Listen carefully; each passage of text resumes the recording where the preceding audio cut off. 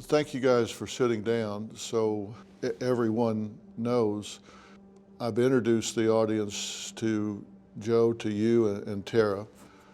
You're Gabby's biological father, and you're the stepmother, but you have been involved in Gabby's life since she was 1? Since she was 1, yes. Yeah, so you've been very active in her life. Yes.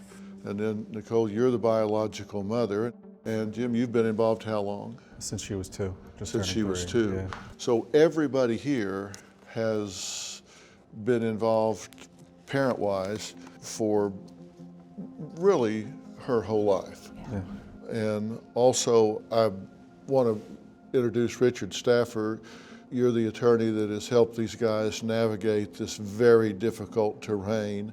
And I want to say Richard has been terrific to work with, so thank you very much for taking your time to be here. And thanks for all you're doing for these guys as well, because this is a difficult time, and to have someone objective that kind of stays on top of everything takes a huge load off of them. Would you guys agree that he's... Yes. Absolutely. It was unreal, so he's done a tremendous job for us. Stepped right up. Yeah, so Thank you. We appreciate you and appreciate your being here.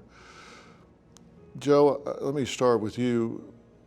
When you and I last spoke, which I was sorry for the occasion, but have to say I felt an immediate bond with you, just kind of dad to dad and man to man. At that point, we didn't know about Gabby's fate. No. And since that time, tragically, we do know her fate. We know that she's gone. And I think when we talked, you and I, we pretty much knew that the chances were pretty slim that it was going to be a good outcome. I wasn't naive to the fact, and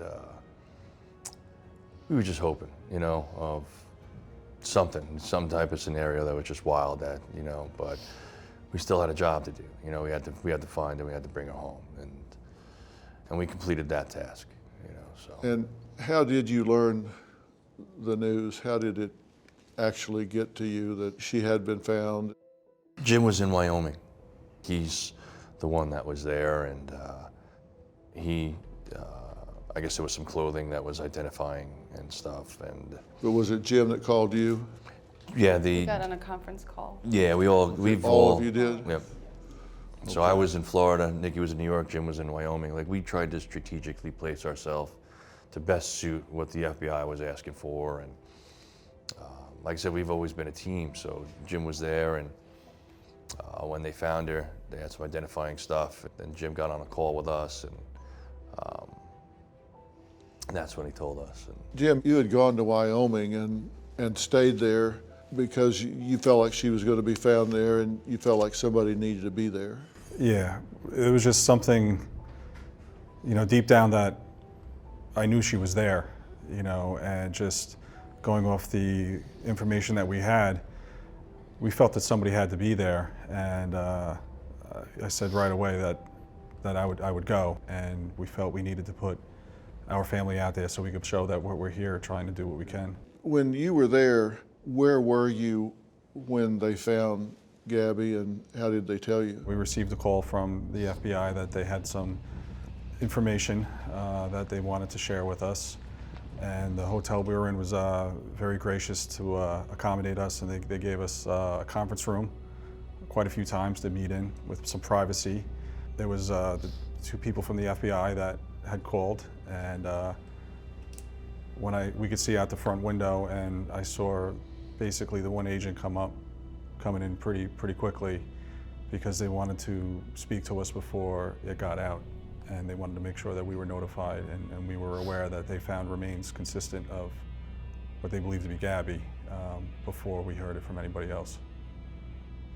And when did they show you the article of clothing? They described a piece of clothing to me that matched one of her favorite sweatshirts that we knew was hers. Do you have a story or a question for me? Click the link in the description and tell me what in the world is going on.